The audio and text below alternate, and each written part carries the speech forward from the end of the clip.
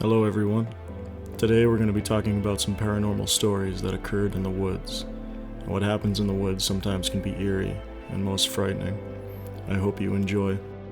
Something was watching us. This was about 11 years ago when I lived in southern Montana. We have coyotes and the occasional mountain lion sighting, but no bears. My house was just a bit outside of town, and the neighborhood made a large circle. We'd seen mountain lions on the cliffs behind our house, and the coyotes a couple streets further back before. It was late summer or early fall, around 2 or 3 a.m., when I decided to go for a walk, like I did often. Now there was this spot on the walk that was a large open lot. It was a hill on a curved part of the road so you couldn't see around it. On the other side of this area was a drained irrigation ditch. Now this lot always gave me the creeps.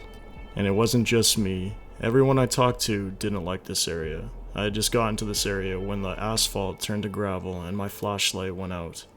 I heard a truck coming barreling around the corner and this person driving slammed on their brakes right in front of me.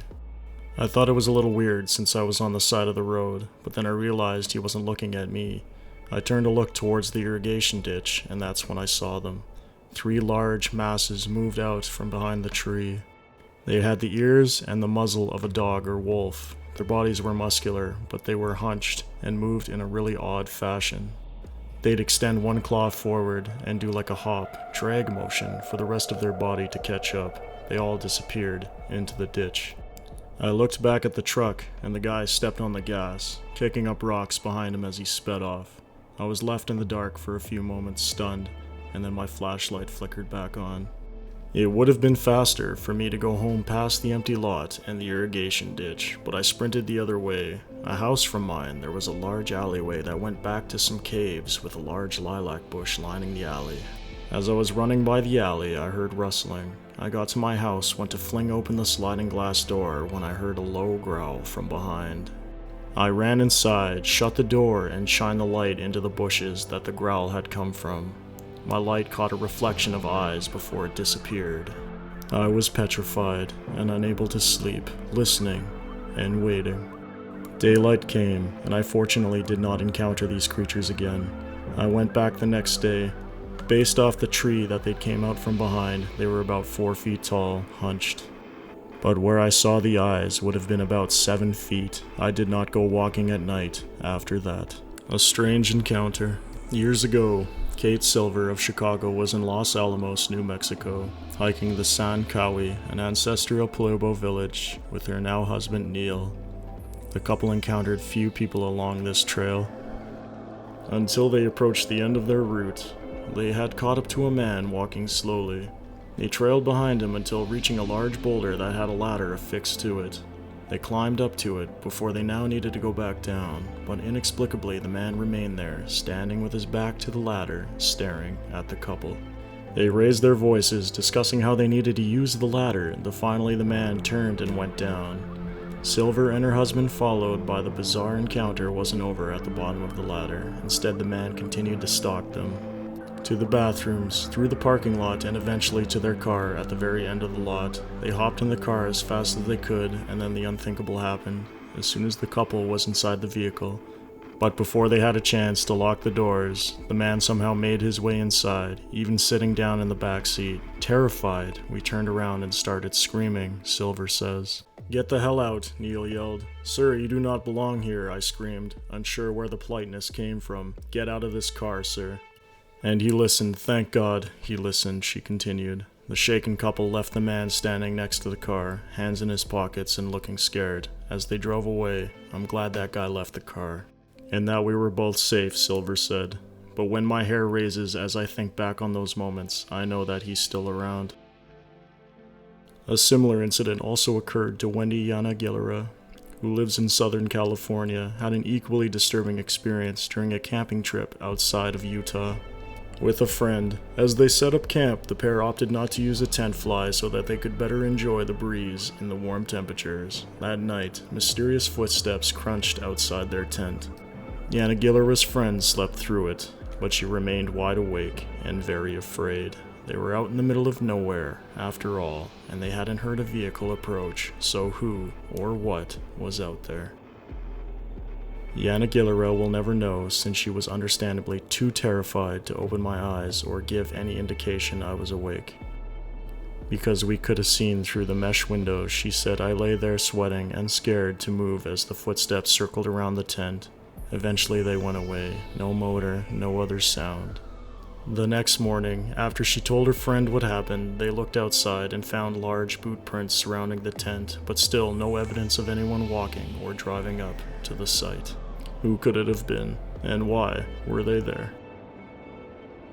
Unexpected visitors at night, never anything paranormal. I've only had 2 creepy experiences in the woods, and they were one day after another. The first night, I was sleeping in a cave, and my dog started acting weird and got spooked by something terrible. They wouldn't go to sleep for hours. Big sounds and breaking tree limbs in the dark, never figured out what it was. The next day I was still out in the bush and got what I can only say is a chill up my spine and the feeling I was being watched. That evening, I was hiking home and I got this feeling I felt pure fear and dread. I knew something was up because I mark my trails, that way I don't get lost. A pile of rocks here, a tree branch tied back there, just basic stuff that I see but most would walk past. I was walking back and all my markers were messed up or completely gone. I looked back and all I seen was a dark shape behind the tree line in some brush.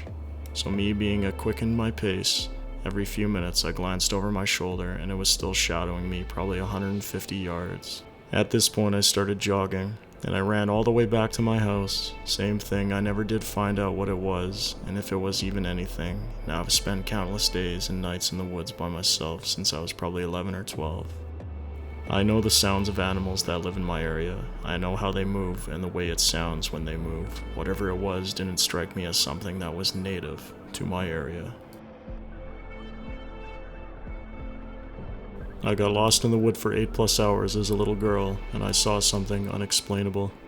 I grew up in a densely forested rural area in central Virginia, and like most kids my age, 10+ at the time of this story, I spent a lot of time playing in and around the woods. My best friend and I had found a creek one day while exploring different deer trails throughout the woods. This creek we happened on was very rare and find that was the perfect spot for us to play.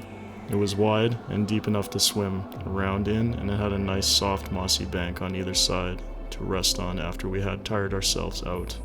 The water was cool and clear, no copperheads, no mosquitoes, because the water was constantly running. We were psyched. After a few hours of swimming, we had to walk back home for lunch, but we made plans to pack a lunch the next day so we could have a picnic on the creek banks and spend the whole day there. The next morning, we set out for the woods at around 1 p.m., planning to have a picnic first and swim after. We entered at the same spot we had the previous day and followed what we thought was the same deer trail. It was not. At the point where we should have found the creek, we walked into a small clearing that was covered in huge, thick ferns. We had definitely never walked past this before. So being both hungry and tired of walking, we decided to eat in the clearing. We laughed and played around there for a while, spitting watermelon seeds at each other for our lunch. It was an absolute blast, and we were both in a wonderful giddy moods. That all changed, however, as soon as we packed up and set back out to find the creek. As we walked on, the woods started to feel darker and colder. We got skittish, and I noticed my friend kept whipping her head around to look behind us. After about a half hour of walking, we came upon what looked like an entire overgrown bathroom, sink, toilet, and bathtub all sitting arranged together and covered in ivy. It's pretty common to find weird shit like this in the middle of the woods, so we just walked on and made jokes to lighten up the mood, calling it Bigfoot's bathroom. After another hour of walking and not seeing anything we recognized, we started to panic. Instead of trying to reach the creek, we are now just trying to find our way back home or out of the woods at least. I told her we should follow the sun, and eventually we would come up on a road or someone's property where we could find help. She insisted on the other way, and we began yelling at each other out of fear. Let's be honest, little girl bossiness. I told her if she thought she was so right, she should just go her own way, and we would see who got out first, so we split up. Now as an adult, I fully acknowledge I was being a stubborn brat and also an idiot. Worst possible thing we could have done. Not 10 minutes after splitting up, I began to hear someone walking maybe 100 feet behind me. Thinking it was my friend, decided to go my way after all. I slowed down so she can catch up to me. Instead, whatever it was matched my pace. I slowed down, it slowed down. I stopped, it stops. This went on for hours. The whole time I was going back and forth on whether or not it was in my head or if there was something really following me. I picked up a big stick, swung it a few times to make sure it was sturdy, and if I had to hit someone, and trucked on. As it began to get dark, I came up on something that made my heart sink into my stomach. It was Bigfoot's bathroom. I had just walked in a huge circle for hours, despite being 100% sure I was following the setting sun. Confused and frustrated, I sat down on a log and just screamed my little heart out while smacking my whoop-ass stick repeatedly into the ground.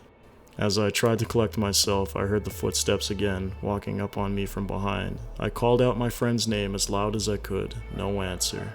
Then after a short pause, the steps began to run towards me. I just jumped up and booked it as fast as I could in the opposite direction.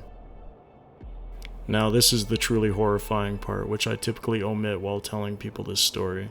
As I was sprinting through the darkening woods, I began to hear what I thought was church bells. I looked up to see the darkest, deepest cloud I've ever seen in my life.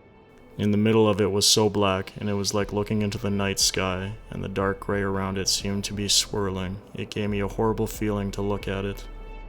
Almost like the nausea you get from looking through binoculars too long. What sickened me further is that I realized the sound of the bells was coming through the hole in the cloud. They were deafeningly loud, and I mean really booming out of this thing. When I realized this, I stopped dead in my tracks. I felt a sense of absolute and overwhelming dread that has gone unmatched in all my 24 years on this planet. Something in my head began screaming that if I did not run away from whatever the hell that cloud was, no one would ever see me again. I'd be gone. I did not want to run toward that thing chasing behind me either though, so I made a sharp right and took off away from both. It was now completely dark, and I was running blind through the woods, smacking through branches, wheezing and tripping every few feet for what seemed like an hour, until I smacked into something low and flew over it, hitting the ground so hard all the air in my lungs was knocked out of me. As I lay there trying to recover, I realized I couldn't hear the bells anymore. Then my eyes adjusted more to the dark, and I realized what had just made me go ass over teeth was an old fence. Grabbing hold of it, I prayed it would lead me to a farm.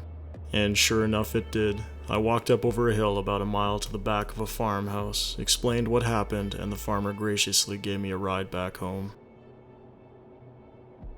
I was covered head to toes in scrapes, oozing blood and more exhausted than I ever been in my life, but I was finally safe. It was past 9 p.m. when I finally walked through my front door. My friend had gotten back shortly after we split and figured I'd had as well, so I hadn't told anybody I was lost, and my family just figured I was still out after dark, which wasn't uncommon for me. They were shocked when I walked in beat up and crying. Nobody had been looking for me at all. To this day, I wonder how long they would have waited to come find me if I hadn't been lucky enough to find the fence, and if it would have been too late. These truly have been interesting stories we have explored today. Whether they are true or not, something happened to these individuals, enough to change their perception and their life completely. We know not what lurks in the dark, so we must be prepared for anything, and to be honest about our experiences, because what we share may help someone who finds themselves in similar circumstances. Thank you for taking the time to listen. I hope to delve into more unexplained stories, and if you have any suggestions, please let me know what you'd like to hear. Bye for now.